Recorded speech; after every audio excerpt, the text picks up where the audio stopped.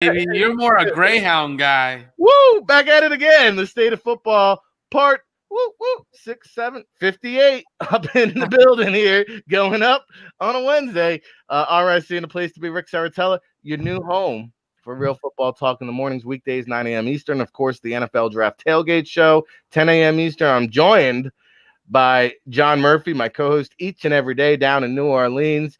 Of course, the VP at Toronto Argonauts, and David Turner, who joins us today out there in Tempe, Arizona. Top of the morning, David. Hey. Good morning.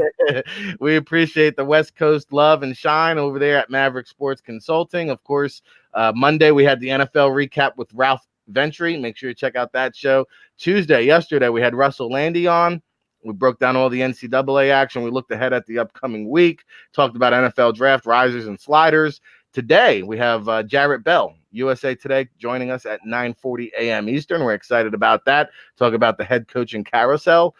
Tomorrow, we'll be joined by Josh Alper of ProFootballTalk.com at 9:20 a.m. We have 9:40 a.m. Neil Stratton, Inside the League. Make sure you get his book, ScoutSpeak.com, or log on to the NFLDraftBible.com. Subscribe all access. Get your free copy of the Scout Speak book, and just get submerged in the draft world if you're into that kind of thing.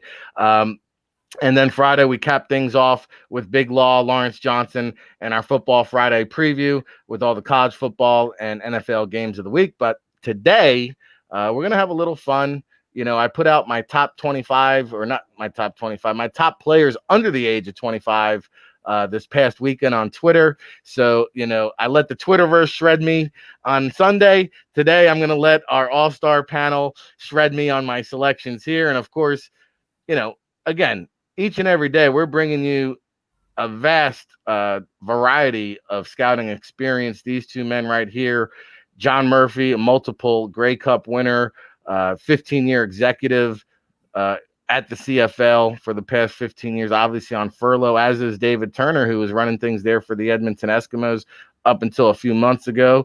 But hey, 3-time winner in the championship AFL. He's worked in the UFL, of course, NFL, 5-6 different NFL organizations, CFL. If you want experience, hey, I need some jobs, guys. We got a lot of mileage bonuses on the accounts here, but you know, again, I put it out there for the people to break it down. Ralph busted my chops a little bit on Monday about having Josh Allen 3. So we'll start off with the quarterback position. We'll inject David Turner into the conversation and get a fresh point of view. But I had it, David. I'll pull it up in front of me. I had it, of course, my guy, Kyler Murray. And don't look now, by the way. The Cardinals are playing the Seahawks this week. I'm going to put my money where my mouth is. In fact, Kyler Murray is going to put his money where my mouth is because Seattle's going down this week. But I'll say that sounds like a bet. That sounds like a bet between me and you. I said it on the podcast last night with Ryan. I told him, you and I this morning we're going to set a bet, and I knew you were going to bring it up, and now it's bet time, baby. Well, think about what that bet is, and we'll figure it out by the end of the show because I'm all game. Arizona's going to take it to them, and that is, you know, an example of why, you know, Kyler Murray was my number 1, Lamar Jackson number 2, Josh Allen 3, Herbert 4, Burrow 5, 2 is 6. Okay, you could really put these guys in any order. Obviously, the guys with more experience, I think, get the benefit of the doubt. Murray, Lamar Jackson, Josh Allen. I mean, at the end of the day, to John's point, what he said, depending on what style you want to play, you can make an argument for any 3 of those guys, but put the David Turner GM cap on. You're starting a team tomorrow. You get the first pick of any player under 25 at the quarterback position. Which one of those guys do you want to roll with? Which one of those guys? You know, isn't Patrick Mahomes under 25? No, he's 25.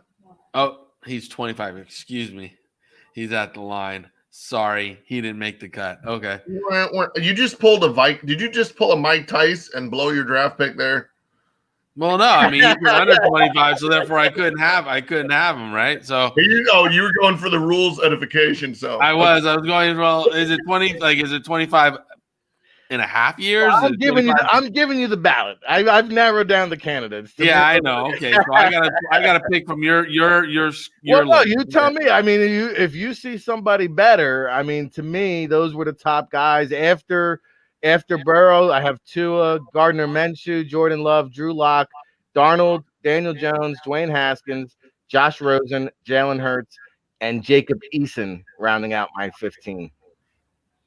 No, I mean, right now, I think Kyler is at the top of that list that you got there. I mean, he's the guy that can do a lot. I don't like Kyler because, again, he wouldn't my style of offense that I would like my offensive coordinator to run. He wouldn't fit that. But if you're talking overall talent, not fitting a scheme, just overall talent, Kyler is the guy right there that would definitely fit most of it.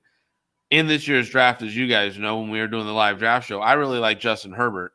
And when Josh Allen was coming out, Josh Allen was my top quarterback on my board. We talked quarterbacks a little bit last night on the Mav Sports Take podcast. And, I think Josh Allen is a good, solid quarterback. I thought he would have been the first pick overall instead of Baker Mayfield. I really did. I thought he was a guy that was going to go high. So, for me, those are my 1-2 on this list. And the kid I'm really, really impressed with, on the rise coming up, is Herbert. I mean, the more I watch it, I can't believe the Chargers are only a 1-win team, being frank. We talked about that too. But I was like, man, Herbert, for a guy who got thrust into the starting role, really quick, he's really maturing and he's making good decisions. He's throwing good balls. Drew Lock, when he was playing, he was looking good too. So there's a lot of young players that, and obviously young arm talent on this list, but Kyler is the top of the list at this point.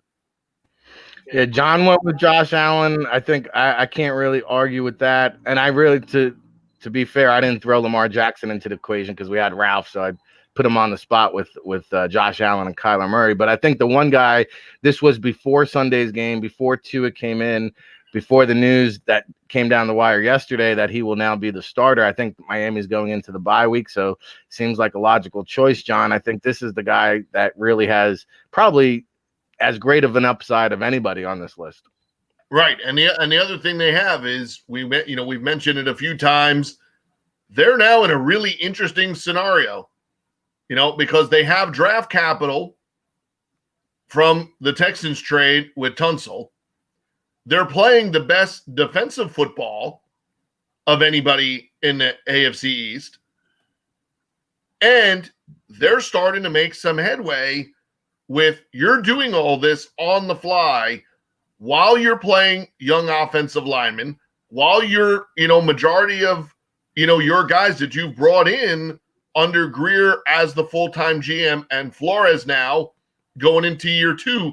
So you're able to be kind of pulling off what the Panthers are doing, but in the AFC where your rebuild is now starting to turn the corner. And if this was the plan all along, and this is not breaking news to Ryan Fitzpatrick or really Tua or anyone else, you got to start really giving them some kudos for how they've handled this whole situation to say, like, hey, here's our bye week, and we're sticking to it, because it would be how easy to just stick right now with Ryan Fitzpatrick with how everything's going.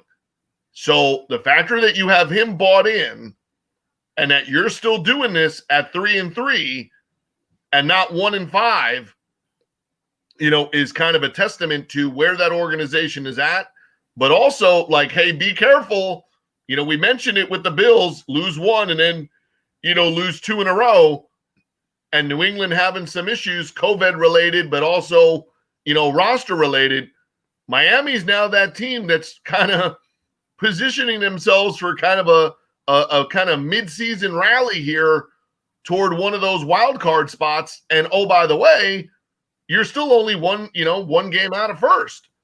They're a dark horse for that. So division. It's kind of a, like I said, kudos, because I'm not sure a lot of people, when you're winning some games that you may or may not supposed to be, right? Not everybody had Miami as a 500 team for the season, this season, but you're at 3-3 and Fitzpatrick's played the way he has, and you still make that change. That is an organization that is fully GM, personnel department, head coach, OC, coaching staff committed to their plan and they're sticking to it. Imagine if Tua plays a month of football the way that Justin Herbert's played. Miami's going to be cooking. Yeah.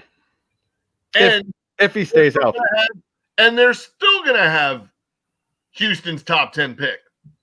Yeah. So well, I think the interesting too, the other interesting thing, I know we talked yesterday, John, like really look around the league, like would a team in need of a quarterback, say the Cowboys, I don't know, would somebody roll the dice on Fitzpatrick? Like who's a quarterback away that could really, like would the 49ers say, hey, like let's get an insurance policy here just in case? Because I think he's a free agent after this year, or does he have one more year?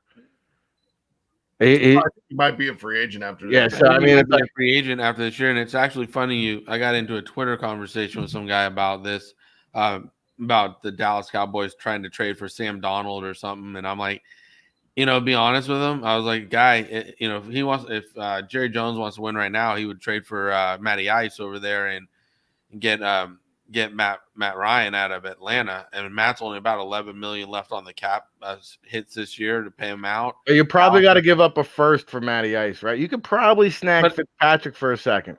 I know. I don't know if Greer, working with Greer and stuff, I don't know if he gives him up right now, because if Tua gets hurt or if Tua doesn't look good and they got to pull the kid back, or even just having Fitz in the building to tutor Tua is a good situation. Like you said, they're committed to the plan, whereas both the Jets and Atlanta are looking like they're on dumpster sales, right? And if Atlanta can trade Matty Ice for a first, Dallas gets him for a first-round pick. Now, Dallas, and again, like I was saying, Dallas has about $20 million on their cap. He would still chew up about $11 million with his salary for the rest of the year.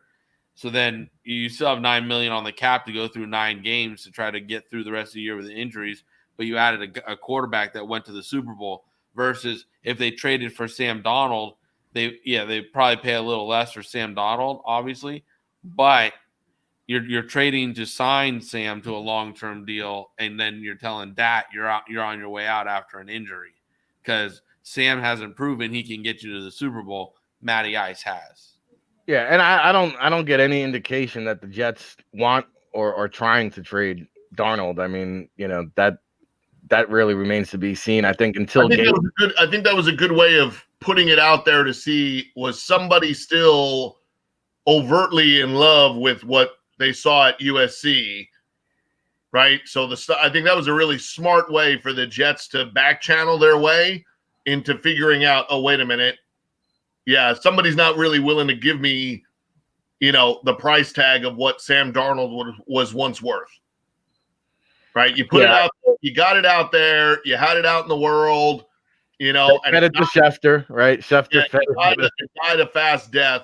And to me, I think Dallas is going the other way. I think Dallas is going to sit, and I don't think they plan on touching that money, because I think to them, they feel like a few of the other teams, they're ahead of the curve by having that 20-30 million that they're going to use for next year, so that everybody else is working at 176 and Dallas is going to be working at a much different number based off of using all that extra cap space that they created, for themselves. So I think Jerry's already given you the company line, right? They're going to play this Dak Prescott. They didn't sign him to a long-term deal, but they're going to milk that for all it's worth, on both sides. They're playing both sides of that fence, until they can't. And they got the benefit of what happened. Like it or not, they'll just tag him again. By the way, I don't even know if Dak Prescott's going to even play again, to be honest with you. But I can't help myself. Oh, by the way, there was 2 guys on the panel on Monday trying to tell me Andy Dalton is going to beat the Arizona Cardinals. Let me tell you something. Andy Dalton is not the answer, my friend. So the NFL Network, they forgot to tell you, yeah, he made the playoffs 6 times with the Bengals. How many games did he win there? Yeah, but I'm gonna go back and say if you tell me that you think it's great coaching and great scheme, well, hey, that's a whole end nother up story. having Andy Dalton drop back 45 plus times, we're going to go back to that Giants game against Pittsburgh and be like, hey, I'm not telling you got the world's best O-line, because you don't. And I'm not telling you can run the ball against the Steelers or even the other day against the Cardinals with that makeshift O-line that's going to be even more makeshift against the Redskins come Sunday. So if you thought that it was squeamish against the Cardinals, at least that's the Cardinals.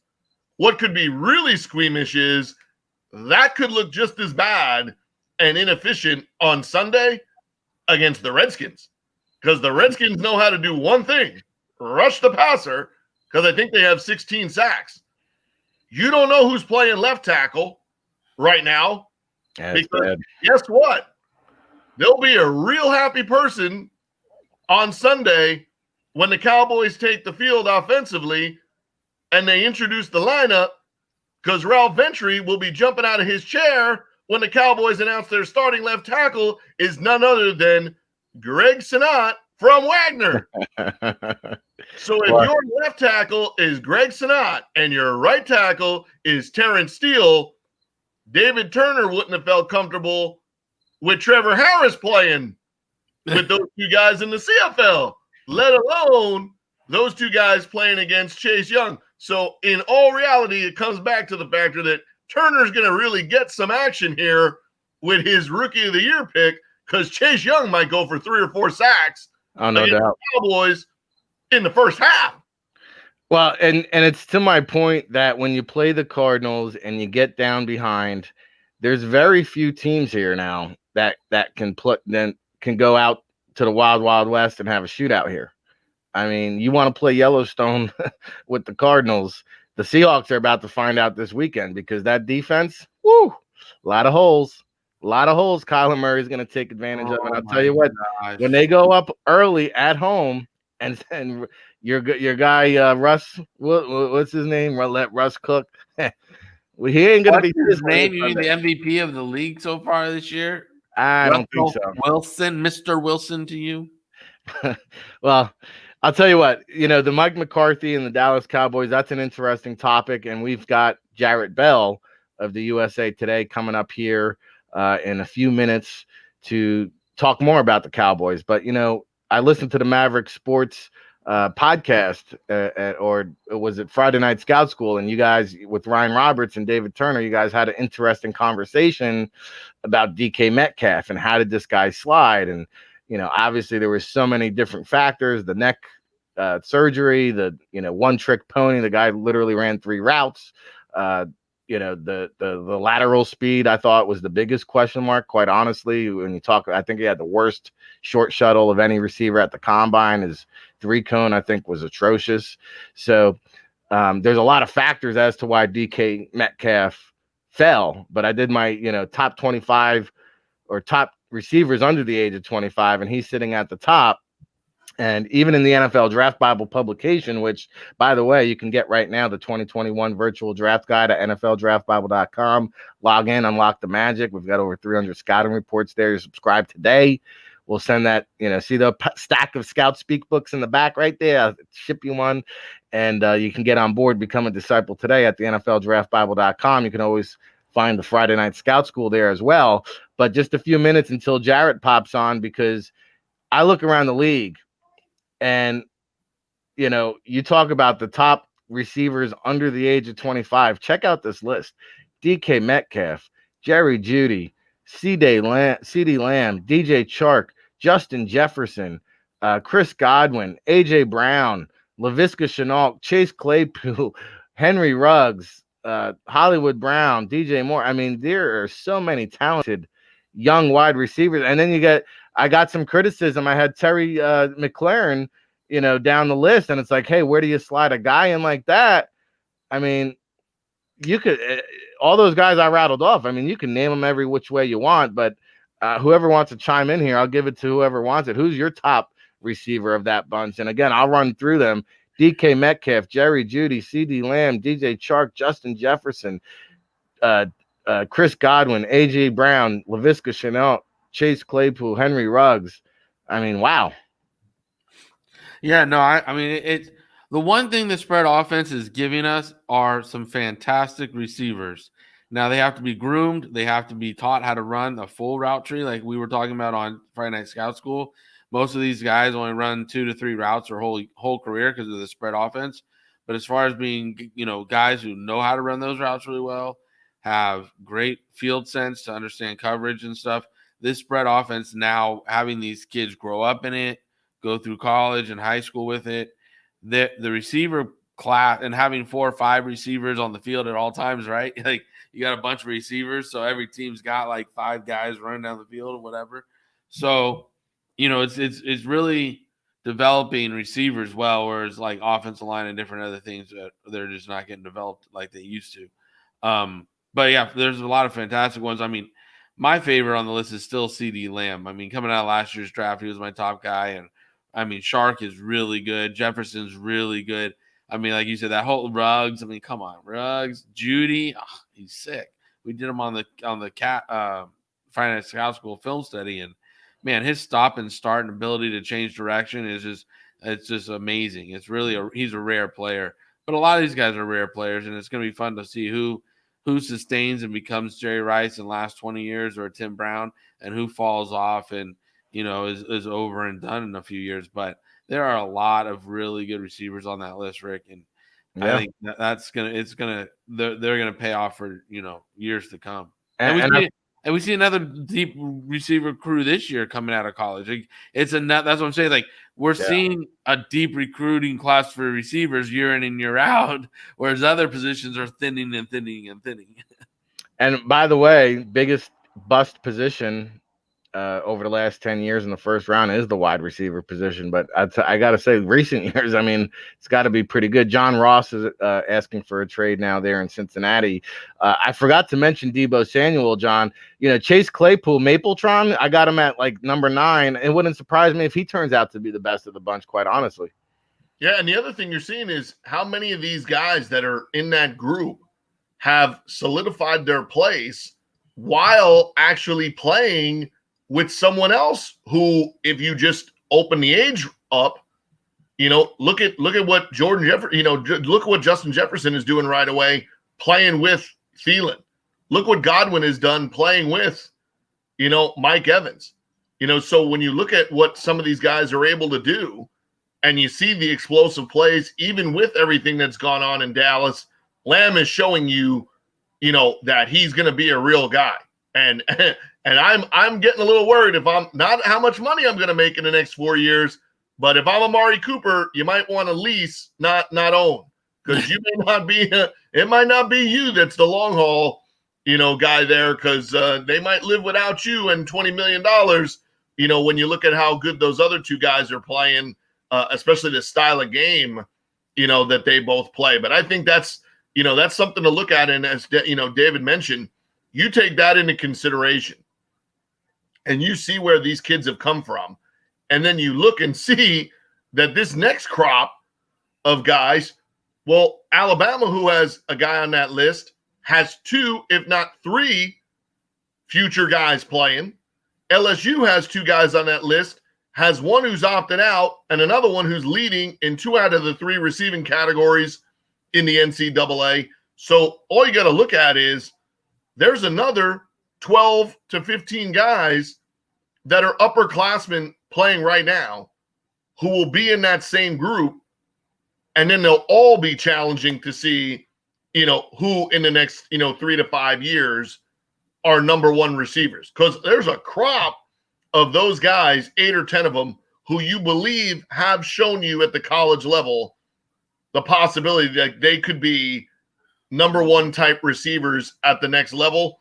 But how will they do when you start taking some of these guys outside of that comfort zone? What happens when Godwin wants that next big contract? What happens, down the road with some of these guys? It's all about what kind of quarterback consistent play they're going to get, but also where do they end up in terms of the big picture? Do they stay where they're at? And can they still produce those kind of numbers? But hey, in today's NFL game, there's room for, 2 and sometimes 3,000-yard receivers on the same team. So I think what Dallas just did, you'll probably see a few other teams mimic, in the years to follow, but it'll be where do those guys land and who's going to be playing, right? Who's gets a hold of Justin, plays with Justin Herbert, plays with Joe Burrow, possibly plays with Tua.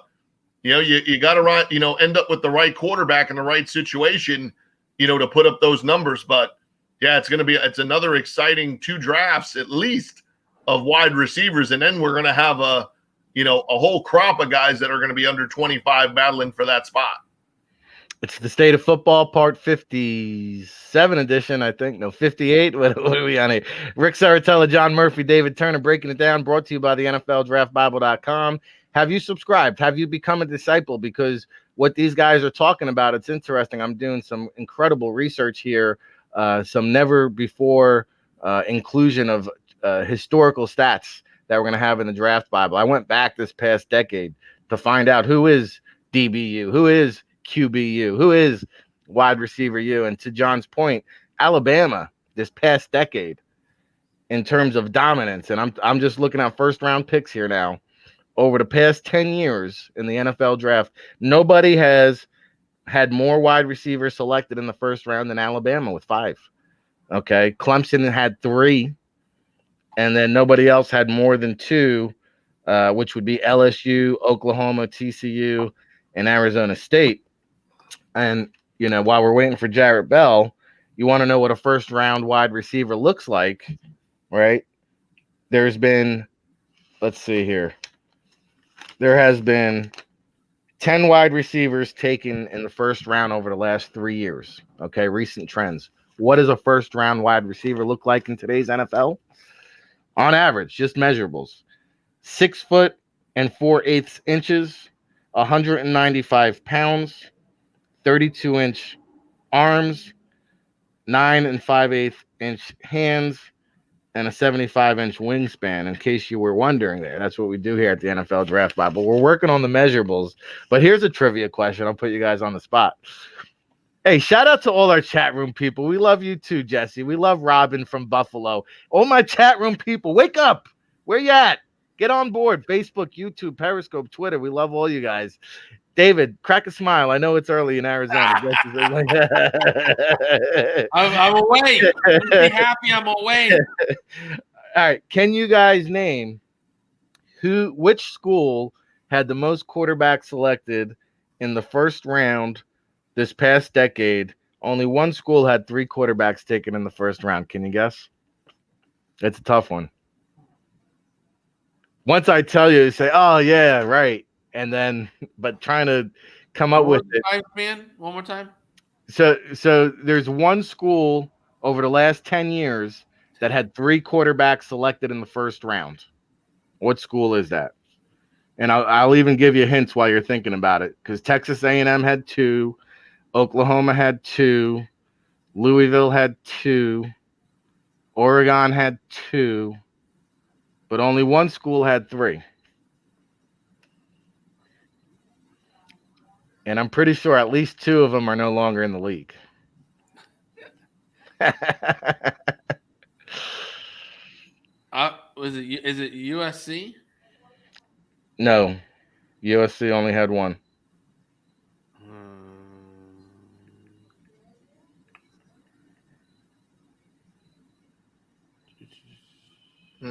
Ohio State? Nope.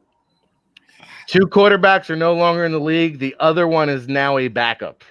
So the 3 guys that got taken, none of them are starting anymore. 2 of them are out of the league entirely. And you got to go back to the beginning of the decade. You know, that's why I was trying to go 2011, I think, when the decade, if you take the last 10 years, I think there was one in 2011. And yeah, I mean, the guy playing today, he loves him some crabs.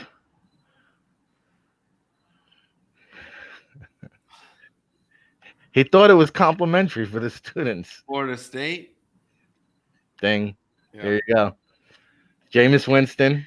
Yeah. EJ Manuel. Christian Ponder.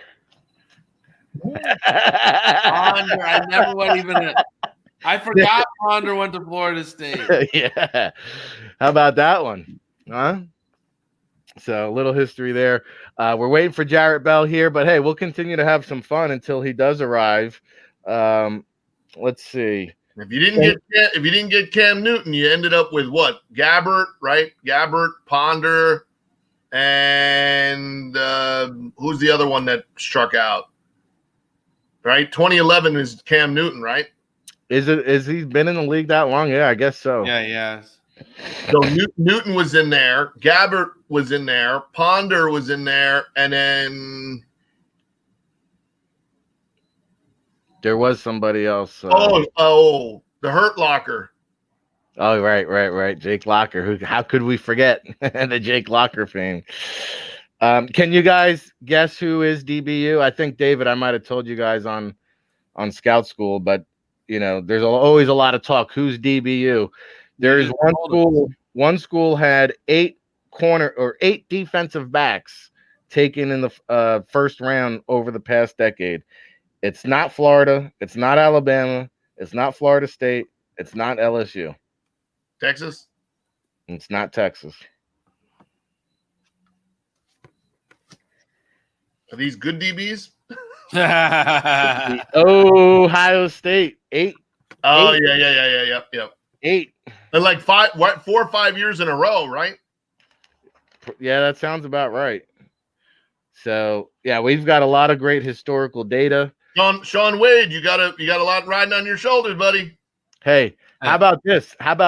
So, you guys, I haven't even hit you up yet about it. I'm putting together the ballot for the NFL all-decade team, right?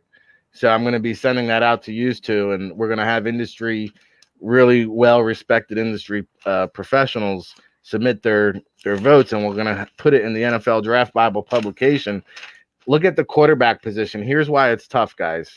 This is really interesting. The quarterback of the decade, right? And you'll get to choose first team, second team, third team, and honorable mention. I was going through it last night trying to figure out like who I'm going to be voting for.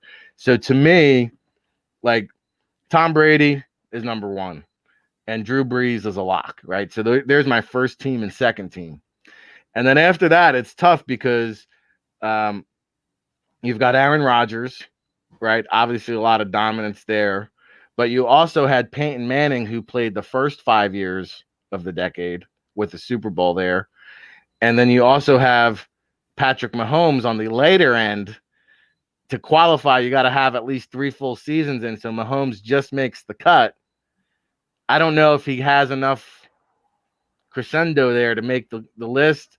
But don't forget about Big Ben, Russell Wilson, Phillip Rivers, Eli Manning. So to choose 4 guys, to me, Brady and Brees are the easy ones. I love Rodgers, but Peyton Manning and Patrick Mahomes won just as many Super Bowls, even though they didn't play the entire decade.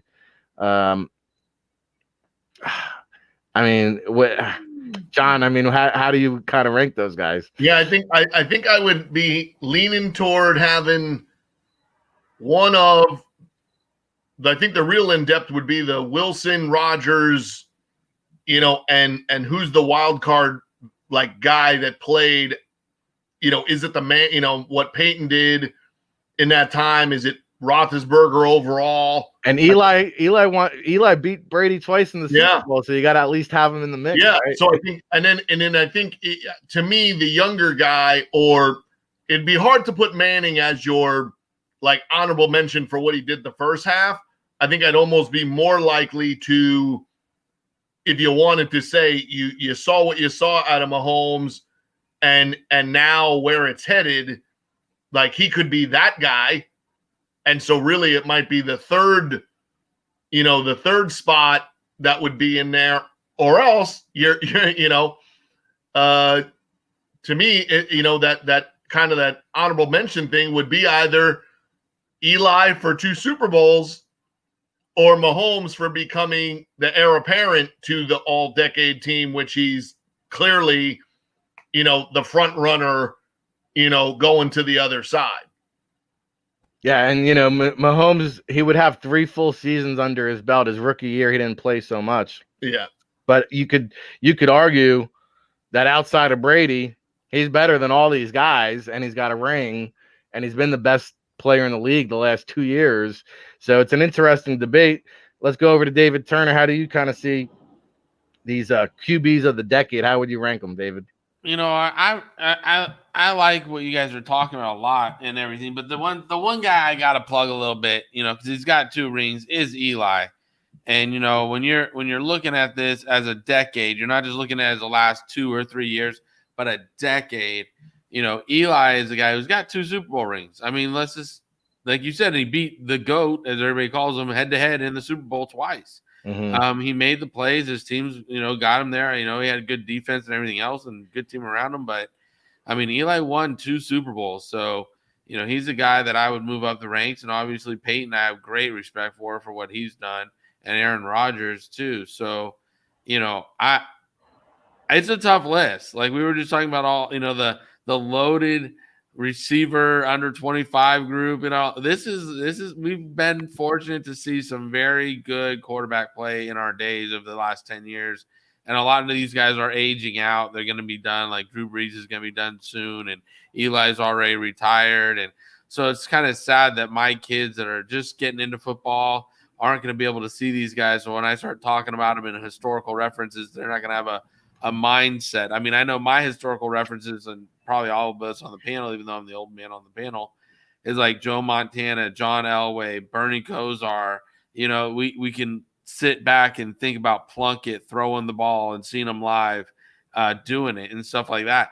And that's where my historical reference started. So any kid that grew up in this decade that got into football, you know, say you were 10 years old and now you're 20, your historical reference is going to be Peyton Manning, Aaron Rodgers, Eli Manning, Matt Ryan, you know, all these guys. And I think it's just fantastic, the quarterback play we've been able to see and have here.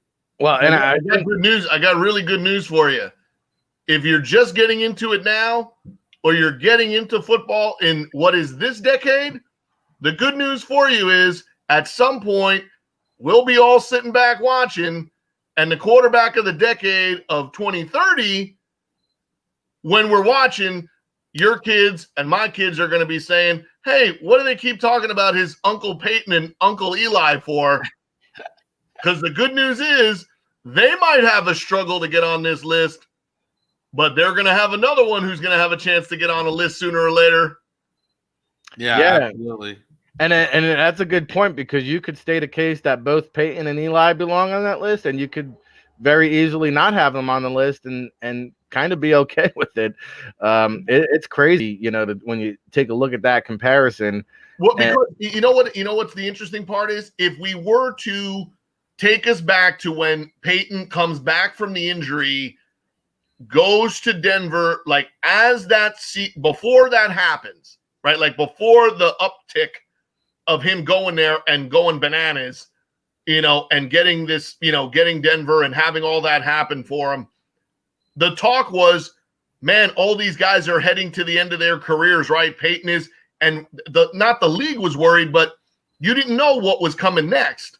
Mm-hmm. And now what's come next is this whole other group of guys that are now, you know, the Mahomes, the Kyler Murray, the Josh Allen, the Watson for, you know, to a lesser degree, and now the Tua, you know, Herbert and guys like that. So every time we thought there might be kind of leaner times at quarterback, there's actually been an influx of talent at that position, because you're saying, hey, while Tom Brady was doing his thing, you know, while Drew Brees is doing his thing, you still have Rivers, who's a borderline Hall of Fame type guy, Roethlisberger, Eli Manning, Peyton Manning, you know, so you're talking about at minimum, whether they make this list or not, 5 to 7 quarterbacks that'll be heavily discussed for the Hall of Fame at some point in time. And that doesn't count if we slide Mahomes somehow, you know, into this mix. But, you know, you're looking at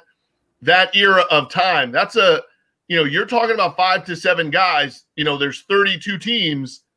So for, you know, 25% of the league at that point in time of 10 years to potentially have had their hands on a Hall of Fame type quarterback. That's an impressive thing to look at the next 10 years and say, how many of these guys, they may put up some numbers, how many of them will be considered Hall of Fame caliber quarterbacks when we're at 2029 or 2030 making the same kind of list and same kind of evaluations.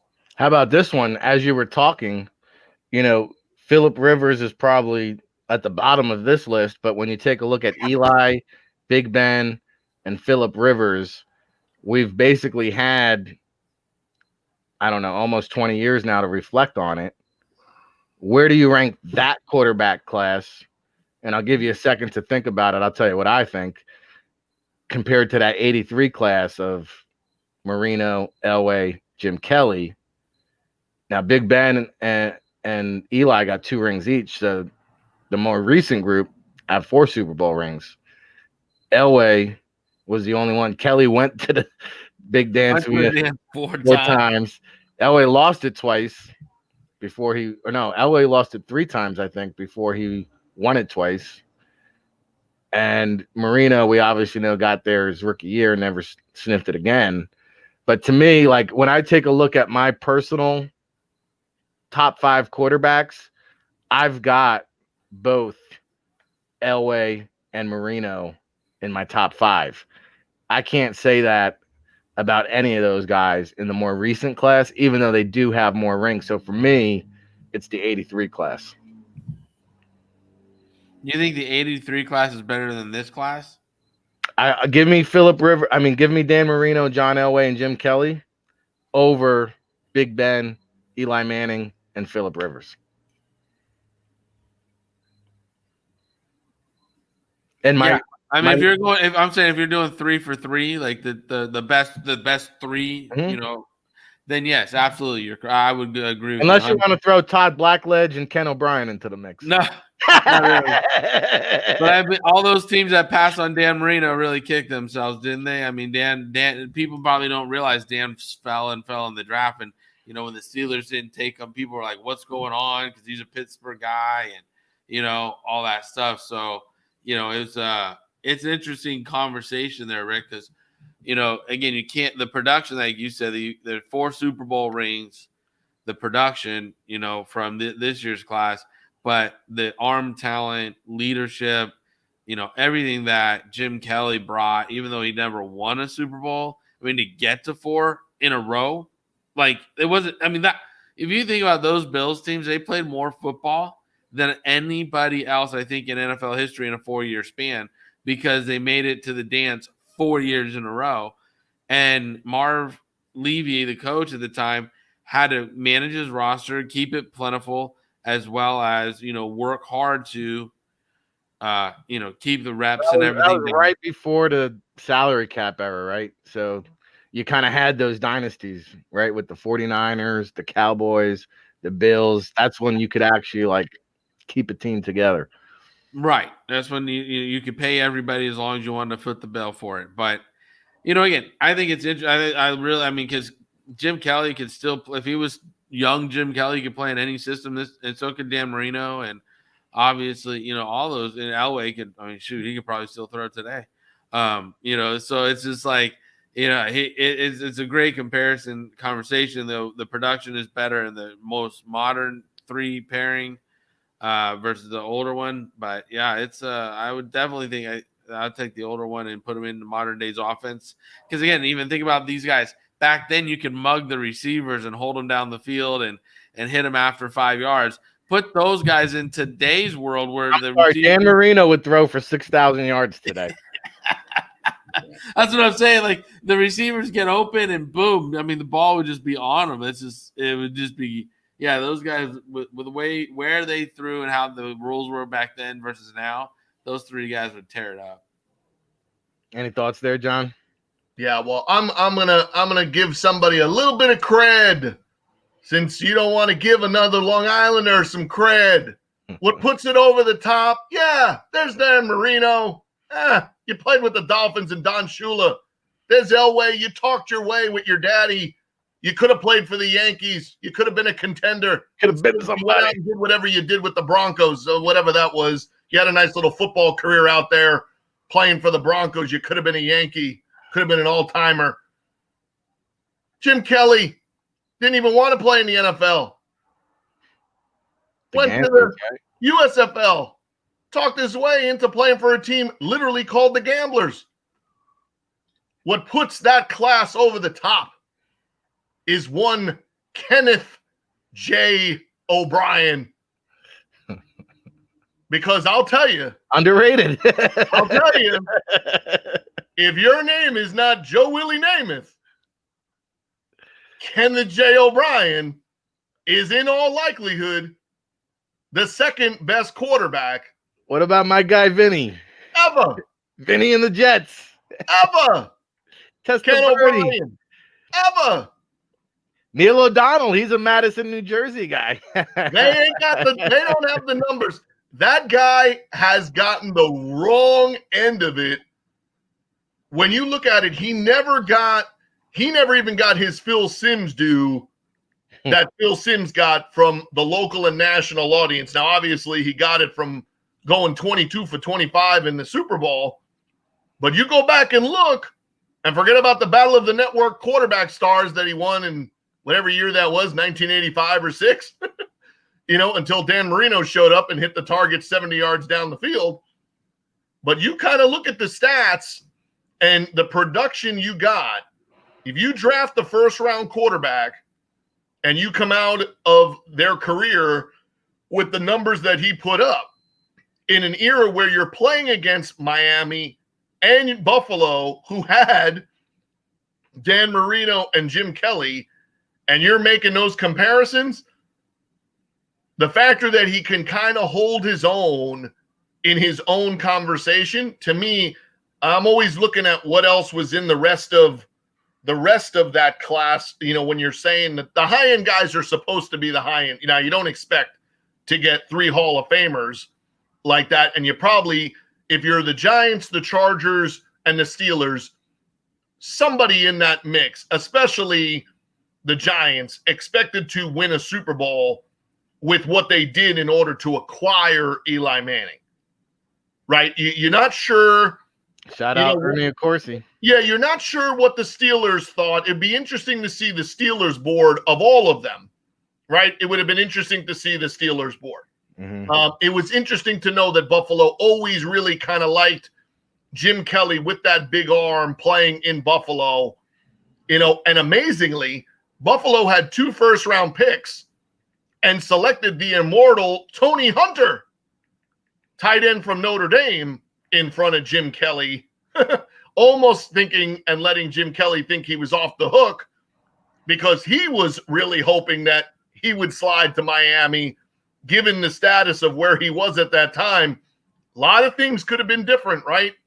Elway could have ended up as a Colt or other. Jim Kelly passing his way down. If the Jets take Marino, Kelly ends up a Dolphin. The Jets end up with a lot more W's in that time frame. I'm just saying, if you want to do yourself a favor, if you didn't get to see him play, or even if you did and you had a lot of angst about him, if you ever Google Ken O'Brien stats, you're probably wondering to yourself, where the hell was I on those Saturdays and Sundays and Mondays when he was putting up those numbers? Because they're pretty damn impressive in his own right. I think Ken O'Brien kind of teeters the top over because you got a 4th quarterback out of there that had a very respectable career and a very good career for a first-round quarterback. 30,000 yards, about 150 total touchdowns to 100 turnovers. You look at that time frame, for him to even, be discussed as having a successful career when you have 2 out of those 3 guys you mentioned that are all-time names and they were in your division, kind of put that in perspective and say, like, hey, that's like having Brady and Rodgers or Rodgers and Breeze in the same division at the same time. Could you imagine a 3rd quarterback in that same division having a good enough career to be thought of as respectable? But the problem is you're going against 2 cornerstones, right? You're going against 2 cornerstone guys. So Cal Davis, Long Island guy, Ken O'Brien, to me, puts it over the top. And very funny, just quickly, how a Long Island guy who then went out to Little Cal Davis and then came back to being the quarterback of the Jets. So, like, you look at it, and I remember the funniest story of that is him saying that the people that were most disappointed when the Jets selected him as their pick as a quarterback was his friends and family who were like, "Oh, we got him," and he's like, "Wait a minute, that's me! Like, we're family." He goes, "My family wanted the Jets to draft Kelly or Marino." So there's a lot of funny twists and turns to how things turn out. So I think that's the thing about those two drafts that is most interesting is the same dialogue that took place, right? There's the Elway scenario, and that's what happened with Eli Manning. Yeah. There's the Marino scenario, and then Rivers, coming and going to San Diego, which was a weird fit, that no one really ever had there. And then the Roethlisberger one with, the Jim Kelly one, the, big strong arm guy going to a team in the Northeast. And just like Kelly went to Buffalo and it ended up being a perfect fit, whether or not Pittsburgh was all in on Roethlisberger or not, they ended up with the right guy, and kind of a lot of times that's what it takes, right? No doubt. And, listening to you talk, no, Samantha, we're not going to go into the Cowboys. We didn't have our guests, so I'm going to wrap things up. Listening to Johnny talk, Freeman McNeil, Johnny Hector, Al Toon. I still got my Mickey Schuler hand-me-down jersey from my brother somewhere. I mean, taking us back. Who missing the Hofstra training camp days? JoJo Townsend.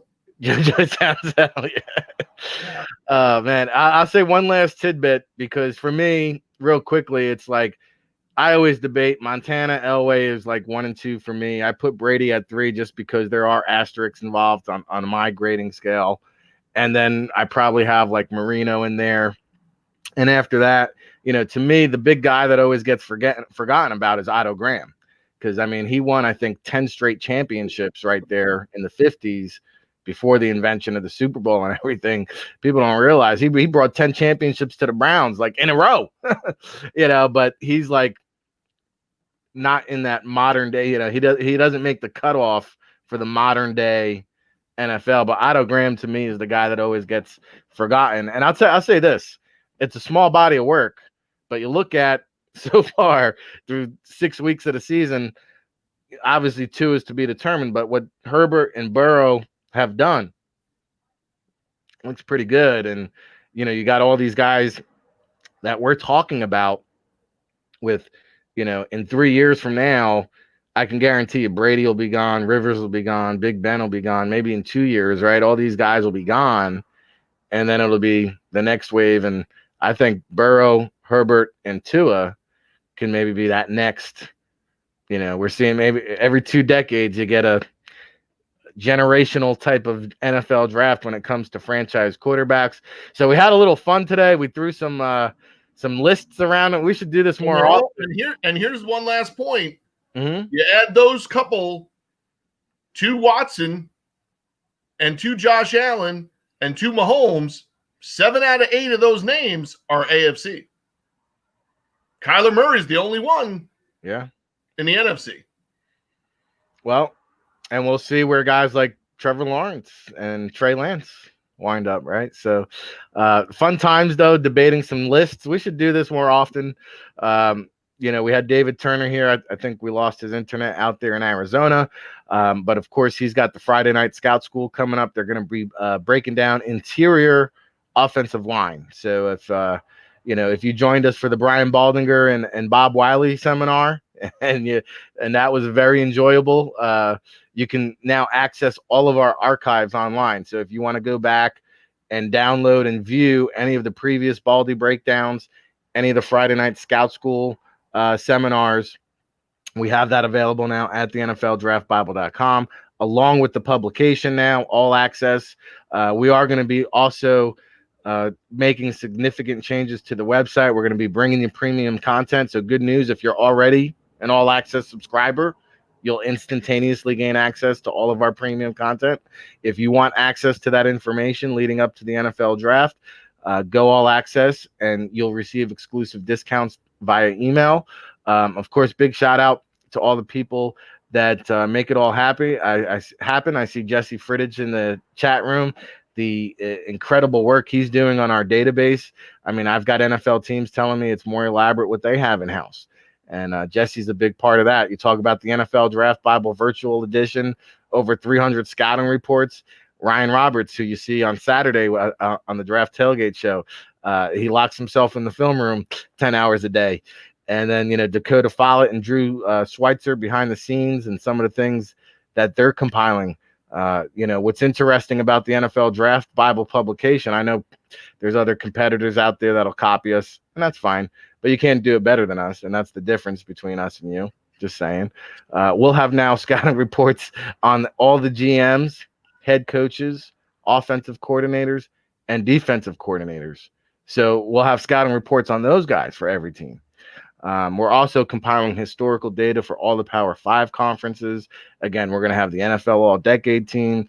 We're going to have historical data from NFL Draft. You could try to be us, but this process started months ago, so you'll never catch up. It's just what we do since 2002.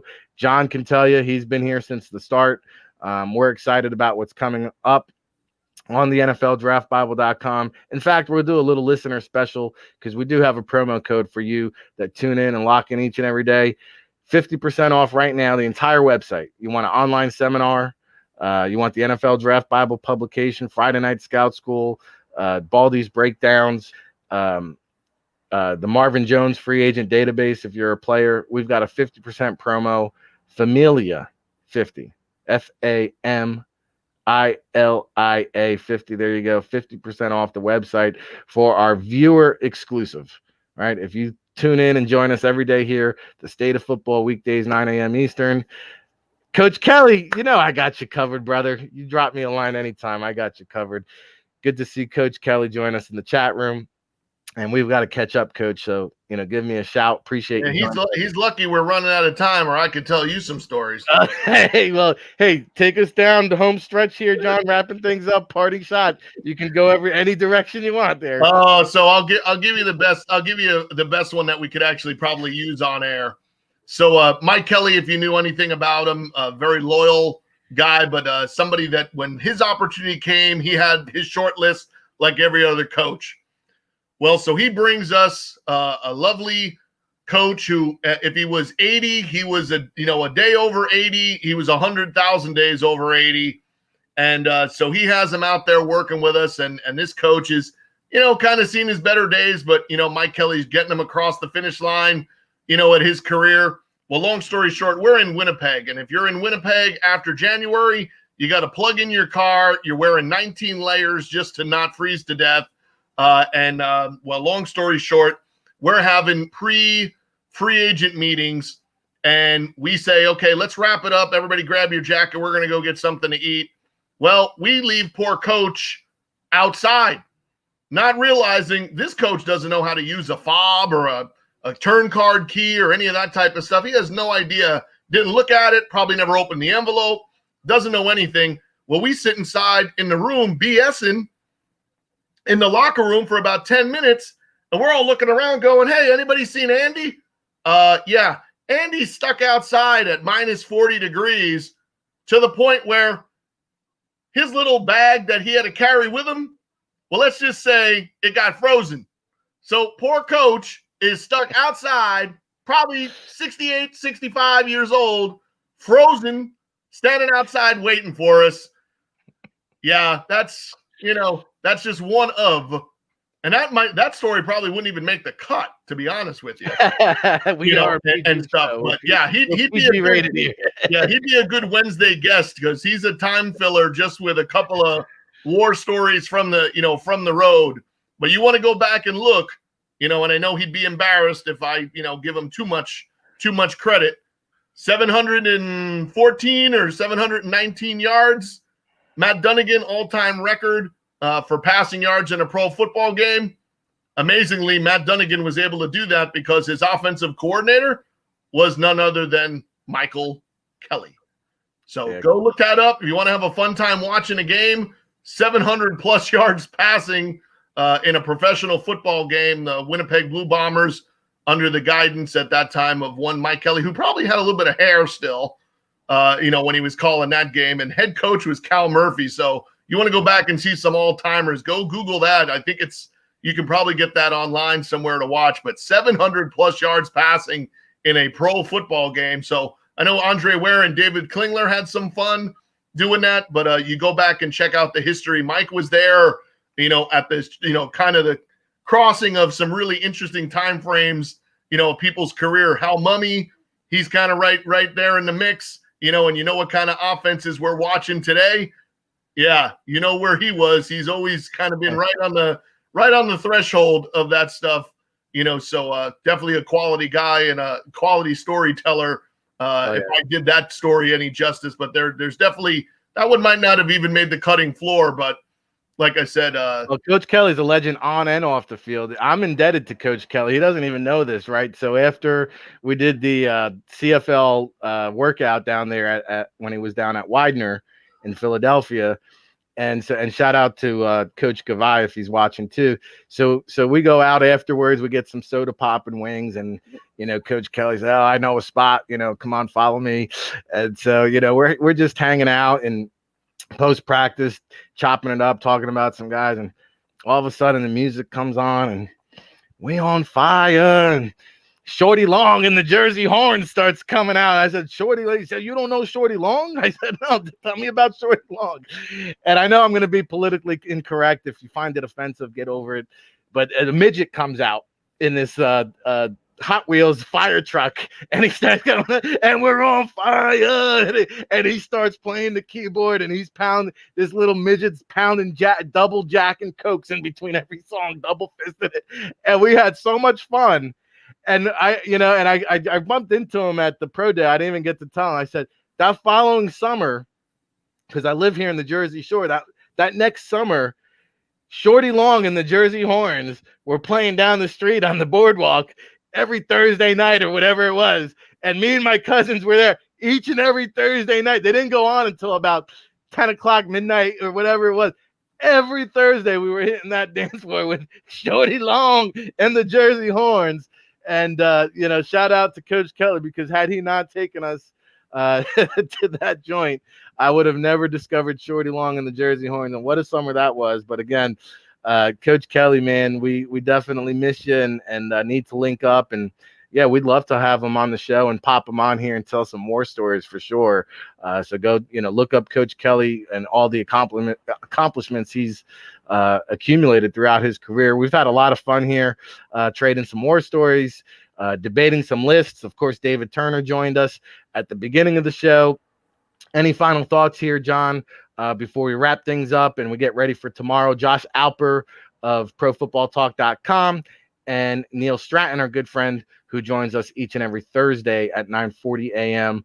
Final thoughts here. Well, amazingly, we'll be watching Thursday night football, and if they could come up with a game that might just make you forget about the Jets against the Broncos a few weeks ago, we get the Giants and the Eagles. Whew. All right. Well, good news is the winner is firmly entrenched in second place. The bad news is the winner is firmly entrenched in second place. It's amazing because, here's Mike McCarthy and David Gettleman. They're on the hot seat, but they might just wind up winning the division, right? Unbelievable here. All right. Well, hey, it's been another hour of power here on the State of Football Part 58 edition. Tomorrow we'll be back with Part 59. Again, thank you so much for all of our chat room people, Robin in Buffalo, Jesse in Milwaukee, Coach Kelly there. I think he's still down in Philly. And everybody who tunes in on Twitter, Periscope, Facebook, get at us at NFL Draft Bible. Make sure you follow John at DraftJM13. You can follow us for all the latest and greatest. Did you catch our Scouting the Nation article that came out on Monday? I mean, we've got probably over a dozen prospects in there, probably 20 prospects from this past weekend who caught our attention. Of course, the NFLPA Collegiate Bowl. Make sure you check out those guys for all the guys that are catching our attention on that list.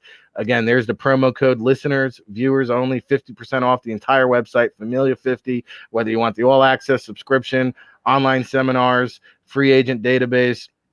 We'll even take it to the Mook Williams Consulting. Hit me up, RIC at NFLDraftBible.com. We love you. We appreciate you. And we'll see you all tomorrow, everybody.